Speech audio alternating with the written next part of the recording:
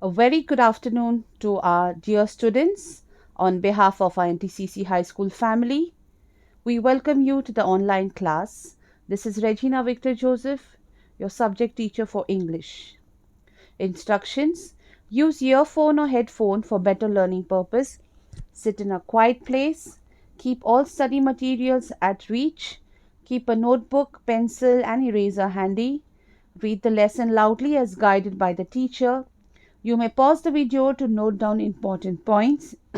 Stay indoors and safe at home. So today's topic that we are going to do, children, is lesson number 13, Sultan Ghiyasuddin in the Qazi's court. Now here you can see a picture of the king, that is the Sultan, and you can see the soldiers on the right and the left hand side. Hundreds of years ago, in the eastern province of Bengal, Sultan Ghiyasuddin Azam Shah ruled the land. His capital was Sonargaon. Sultan Ghiyasuddin was a good ruler. He ruled wisely and well.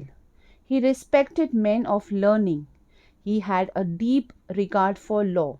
Now, in this paragraph, you can see that hundreds of years ago, in this eastern province called of Bengal, there was a Sultan Ghiyasuddin Azam Shah who ruled that land, and that capital was Sonargaon.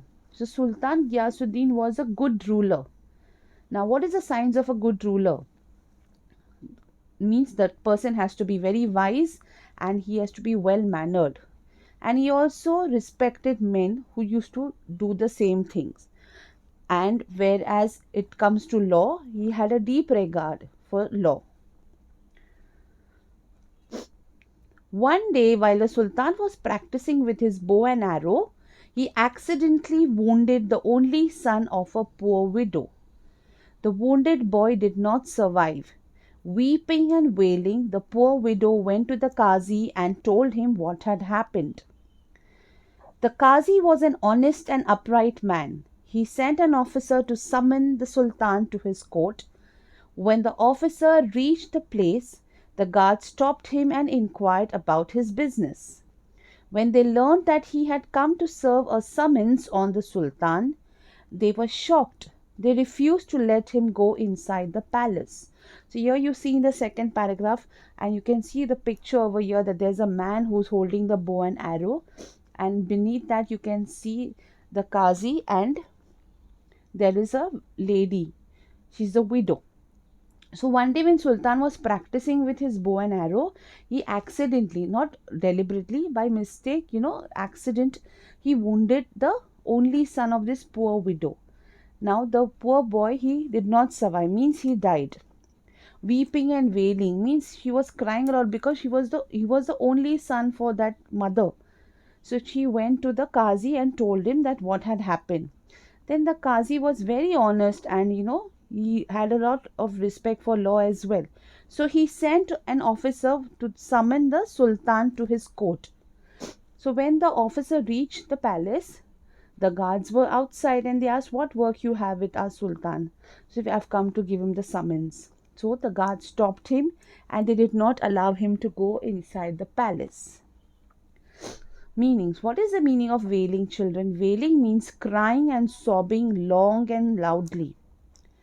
Upright. Upright means just. Summon. Summon means to order someone to come. Moving further. The officer now was on a fix.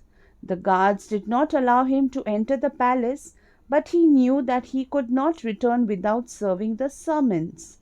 The Qazi would not take him back. He had to find a way of reaching the Sultan somehow. What could he do? He thought and thought.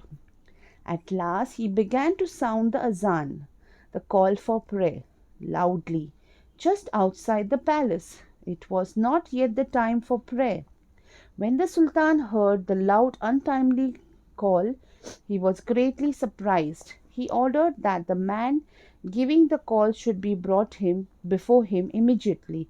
So here you see now the officer was in a fix because he came to give the summon to the Sultan, but his guards were not allowing him. So he kept on thinking, like, how can I get in touch with the Sultan? So he thought of an idea. He began to pray. So he began to sound the azan very loudly, and that time it was not the time for the prayer. So Sultan heard the azan and he said, "What is happening? Who is this who's giving the azan?" So he asked the guards to call this man immediately, so that the Sultan wanted to see this man. Meaning of fix. Fix means a difficult or awkward situation. Summons. Summons means a written notice ordering someone to appear in court. His soldiers rushed out of the palace gates, caught the officer, and took him to the Sultan within moments. So the soldiers came to the gate of the palace, caught that officer, and they took him to the Sultan in no seconds. When the officer knelt before the Sultan, he was trembling with fear. So when he knelt in front of Sultan, he was shivering. But he mustered all his courage and explained why he had given the call for azan. So he gathered all the courage and he spoke to Sultan that why did he give the call for the azan. Then with shaking hands he gave the summons to the Sultan. Then he was shivering, and with that shivering hands he gave that summons to the Sultan.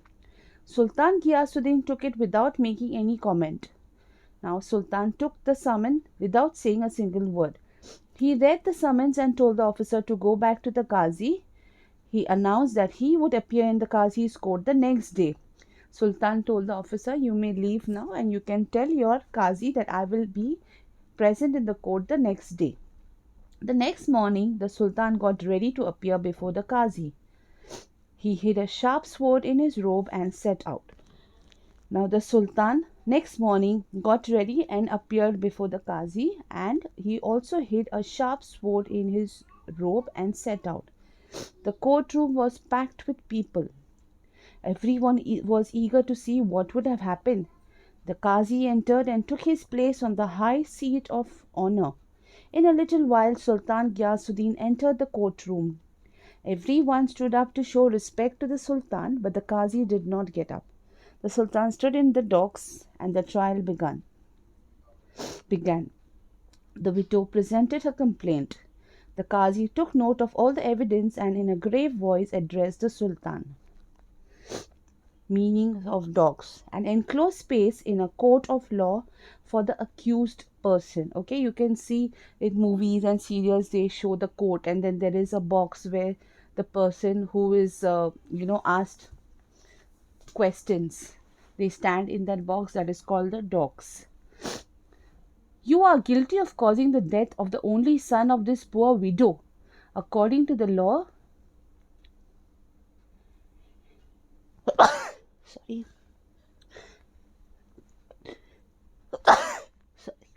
excuse me, "according to the law, you must pay a fine for this offense. I order you to do that without delay." The Sultan accepted the judgment and apologized to the widow. He arranged to pay the fine immediately. The widow felt satisfied that the offense was brought home of the offender. When the case was over, the Qazi got up from his high seat of honor. Respectfully, he bowed to the Sultan and requested him to take his seat. So here, the Qazi told the Sultan that you are guilty because you have killed the only son of that widow and you have to pay a fine. The Sultan, he respected Qazi's decision and he apologized to the widow and he said, "I will arrange to pay the fine immediately." Now here, the widow was also happy because she got justice. And then when the case was over, the Qazi got up from his seat of honor and he paid his respect to the Sultan and asked him to take a seat. What is the meaning of offense? Offense means, children, crime or a wrong deed. And what is the meaning of offender? Offender means a person who has done something wrong or illegal. The Sultan then drew the hidden sword from his robes and told the Qazi, "I am happy that you did not waver in your duty. You did not hesitate to punish me. Otherwise, I would have beheaded you with this sword." The Qazi then put his hand under the cushion where the Sultan was seated and brought out a whip. He said, "Your Majesty, I am happy because you obeyed the law. Otherwise, I would have whipped you in this court." The Sultan then got up and embraced the Qazi. Thank God we both did our duty, he said. Everyone present in the courtroom praised the two great men. So the Sultan drew his sword, which he had hid in the robes, and he told the Qazi that I'm happy that you took your correct decision and you did not hesitate to punish me. Otherwise, I would have cut your head with this sword. And in the meantime, the Qazi also said that I had hid a whip under my seat. If you would have not agreed to your guilt, I would have whipped you in this court. The Sultan and the Qazi, they both hugged each other. Embrace means to hug each other. And they said, thank God that we both did our duty. And everyone present in the courtroom praised the two great men. Now, it's homework time, children. So, what is your homework? Please do this in your homework book. Make sentences of your own. See, I've given you one. Guards. What is the meaning of guards? To take care of. So, the dog guards our house. The second word is palace. Third word is sword. Fourth word is punish. Fifth word is courage. Next, read the paragraph and find out the nouns and pronoun. So you have to read this paragraph and you have to find out what is the noun and what is the pronoun and write it in the box like this. You have to make the box one side for noun and one side for pronoun and write the nouns and pronouns in these boxes. Next homework, read the paragraph and find out the adjectives.